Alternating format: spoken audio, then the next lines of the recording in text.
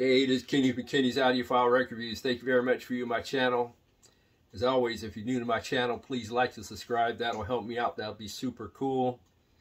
In this video, we're going to do a comparison. We're going to compare two versions of the legendary, groundbreaking album by Bill Evans. And that album is Bill Evans, the Bill Evans Trio, Waltz for Debby.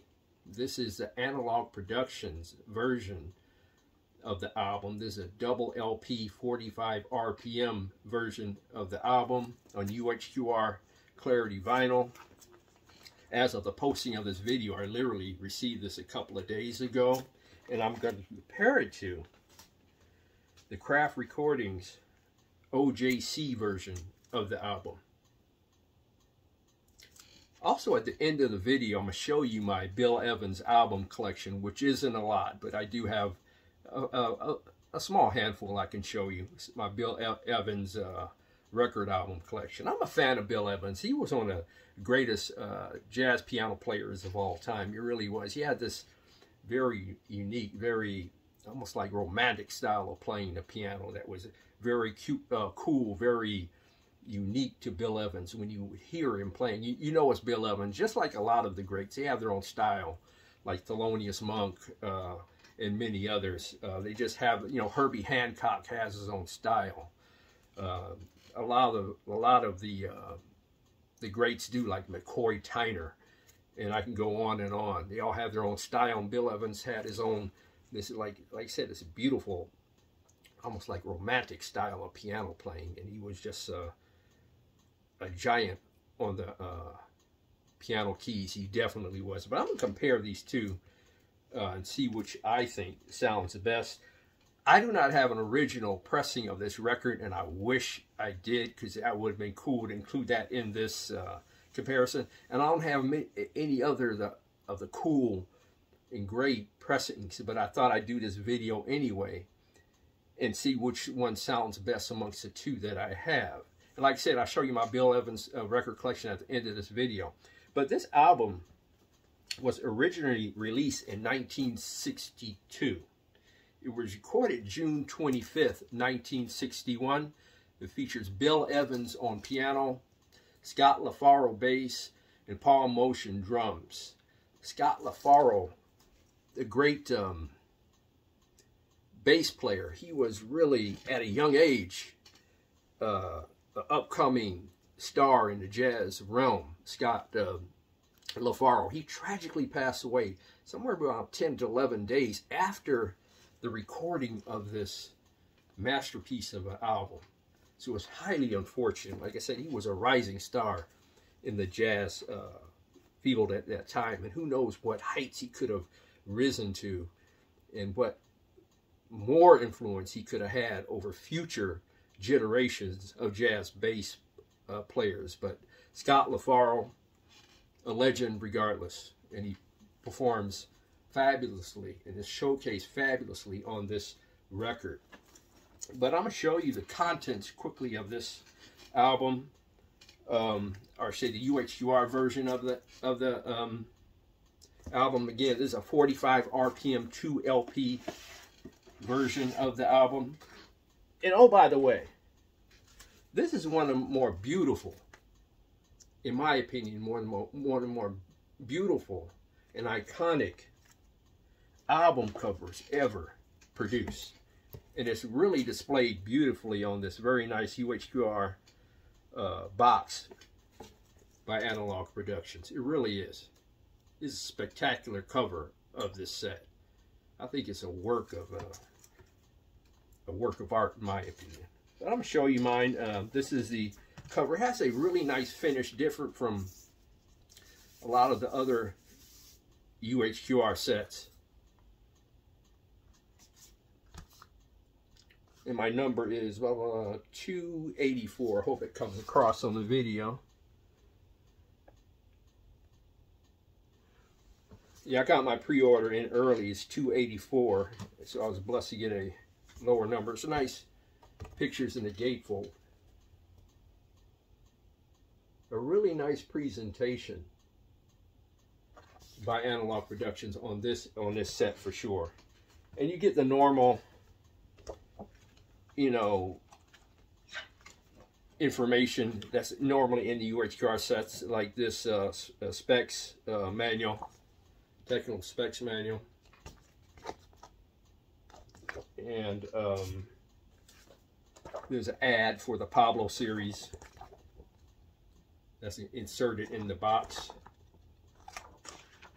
Open this for you.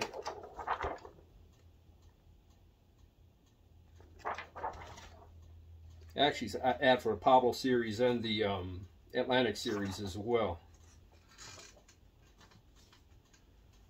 This here. And comes with this UHQR certificate, I guess.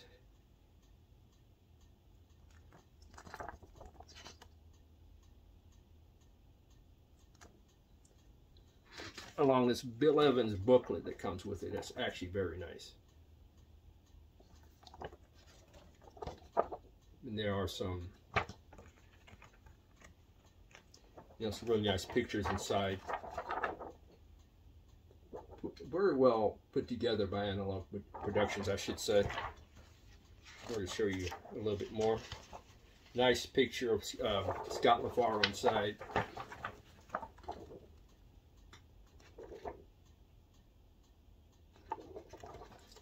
Overall, I really like the quality of the set.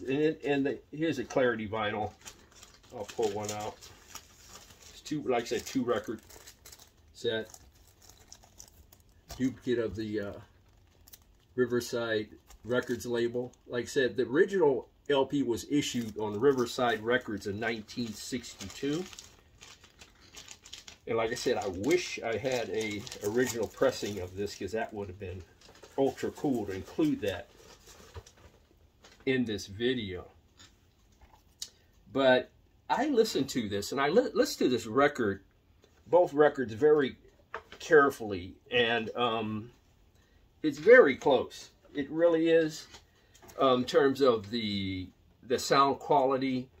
It's almost like Ali versus Frazier. It's that close in my opinion. They both present well on a 3-dimensional sound stage. This is not a highly dimensional record in my opinion. You know, like Jazz at the Pawn Shop or anything like that in terms of depth, dimension, and sound stage and detail. But it's a beautiful recording nonetheless. And this one right here, I forgot to tell you, I think it costs like $38, $39, $40. This craft recording OJC version of it. And the Analogue Productions version is $150. So you have to keep that in mind as well as a factor in your decision making. And as a reviewer, I have to be very careful. I have to be exceedingly careful. Here's what I mean. I think there is a reviewer, what I like to call a reviewer's placebo effect. Because going into our mind, some of us may say, gosh, this deluxe set on Clarity Vinyl or UHQR Analogue Productions version of the set, it has to sound better than everything else. Actually, no, it doesn't. You got to listen for yourself and figure that out yourself on your own system. And oh, by the way, I'm using a Rega P8 turntable, Rega P8 turntable with a Apheta 3 cartridge. My phono stage, the Whest, that's WHEST 0.2 phono stage. My preamplifier is a Passlabs X2 preamplifier, and my amplifier is a Passlabs VK60 tube amplifier, power amplifier. All my equipment will be listed, as always, in the description below. All my equipment, even equipment I'm not using in this comparison. And I have another turntable. It's a Technics SP-15 turntable with a Hana ML cartridge. That was not used during this comparison. I used my Rega P8 turntable with a Apheta 3 cartridge. When I listen to the Craft Recordings OJC version of it, this is quite spectacular for $39, $40. It really is. It really displays the instruments and musicians fabulous in terms of detail, in terms of timbre, in terms of, you know, some semblance of echo and delay. some semblance of realism. This is a live recording recorded at the Village Vanguard in New York. And this Craft Recordings version of it for $39, $40 is a spectacular value in my opinion. I'm going to get to which one you should get in a second, but this was very well put together. I believe both of them were mastered by Kevin Gray, if I recall. If not, I'll leave a correction on the screen. So both of them are mastered by the same person, Kevin Gray. Matter of fact, it should say here on the mastered by Kevin Gray, says here, lacquers cut from the original masters, tapes by Kevin Gray. That's this one here at Coherent Audio. So this one, again, sounds spectacular. It really does. For $49, it's a great value. What I noticed when listening to the UHQR, however, this extracts more detail out of the recording, in my opinion. Not overly so, but it does nonetheless. This is a spectacular presentation of the album. Granted, I don't have any other high-end sets to compare the UHQR to, but the detail of Scott LaFaro's bass especially, I can hear some nuances out of the UHQR that I can't from the Craft Recordings version, although it's close. You can hear some like micro detail, the plucking of the strings, some of the echo and delay and of the bass. And Bill Evans' piano, the timbre, and a little bit, there's just more detail of his piano playing is extracted better in the UHQR version, in my opinion. And the drum kit comes across better a bit on UHQR. Bill Evans, for the most part, is in the right speaker. Scott LaFaro is most part in the left, and the drums are like maybe slightly to the right of the bass player. Paul Motions is maybe slightly to the right of Scott LaFaro, who's coming primarily from the left speaker. Although you can hear sometimes when Scott LaFaro is playing the bass, some of the echo and delay and ambience that travels to the right of the left speaker at times when he's playing. I did notice on both of them, track one, it sounded a little bit, slightly on the funky side, almost like it had some, it might be inherent in original recording. And those of you who may be familiar with this record more than me, almost like their track one had like a wow and flutter issue or something like that in the piano playing. And it could be on several other parts, I believe, but more so on track one.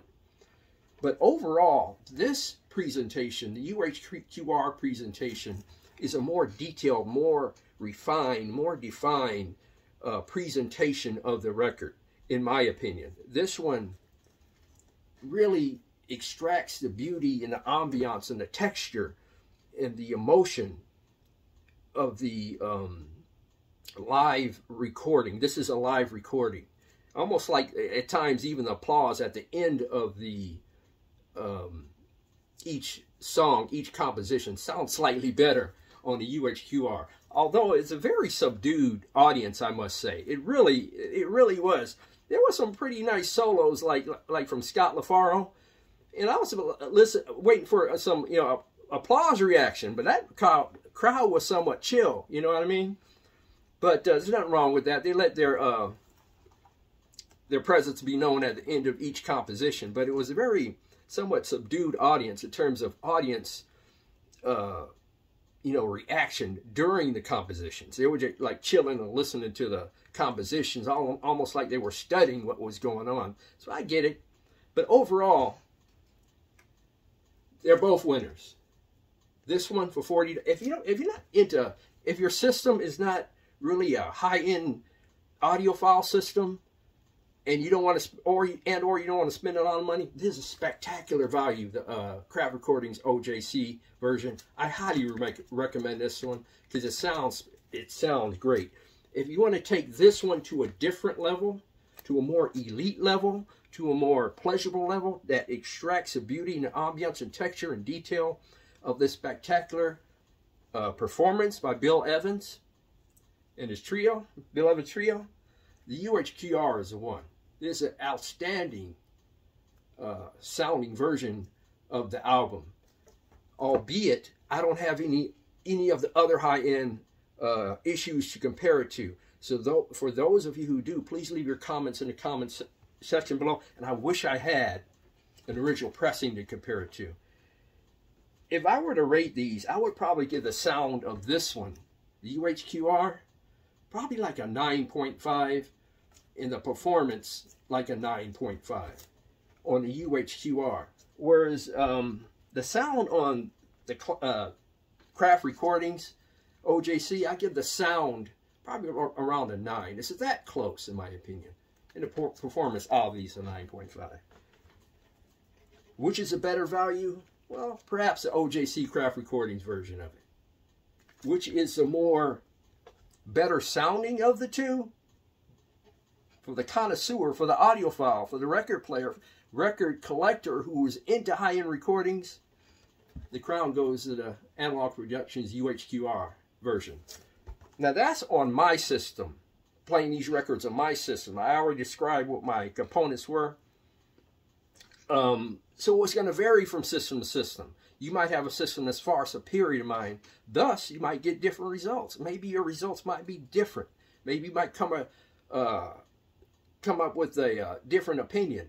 Maybe your system setup's different. Maybe your room setup is different. So we're going to get different results depending on equipment, room setup, and, you know, cartridges, turntables, amps, preamps, cables. We're all going to get different sound variations depending. So that's just mine on my system. Please leave your comments in the comment section below. I'm going to quickly show you my Bill Evans record collection, and it's not a lot. I'm a big Bill Evans fan. Like I said, he had this beautiful romantic style, but I don't have a lot of his records, unfortunately. You know, I'm into Miles Davis and, you know, and other artists, you know, but I do love Bill Evans. But I'm going to quickly show you what few I have. And this is a Bill Evans Trio with Symphony Orchestra. This is a mono version of the record. Bill Evans Piano and Orchestra. This is a version of You Must Believe in Spring. This is a promo copy of the album. Just a regular copy of the album. I think this was reissued, gosh, either this year in 2024 or the previous year, 2023. I believe this was reissued. Might have to check that one out. Bill Evans, New Conversations. Later in life, he had that beard and that longer hair. Early in life, he had that conservative. He had that conservative hairstyle with the glasses, the prep look, the Ivy League look. But later on in life, he had that longer hair.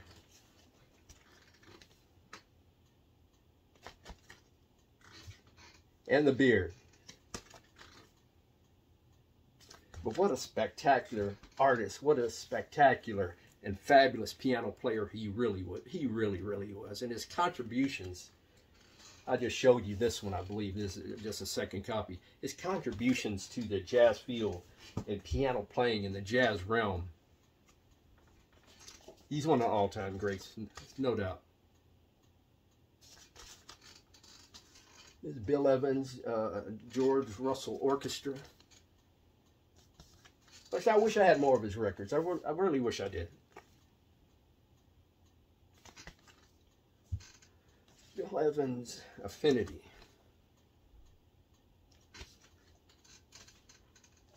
Bill Evans album. Bill Evans, The Interplay Sessions. Freddie Hubbard, Zoot Sims. These are 2-record set. It is.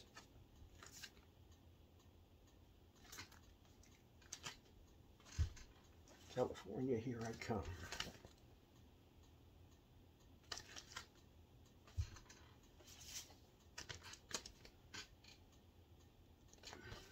Bill Evans and Tony Bennett again. This is Bill Evans, beard, long hair. Cool look.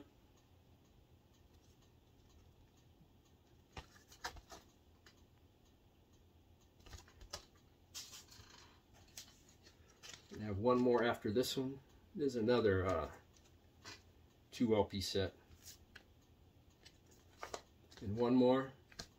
Bill Evans, Jim Hall, Intermodulation. This is a really good record, by the way. Bill Evans and Jim Hall. I think I have, gosh, I have a few on CD and one on SACD. And I should have bought those out too. But that's my video. Like I said, the better sounding of the two, I mean, the better value in terms of price and performance is a Craft OJC version. The better sounding of the two in terms of dimension and detail and just overall hearing the live performance on a record and bringing that live performance into your listening room. The UHQR are just simply spectacular. Great job by Analogue Productions.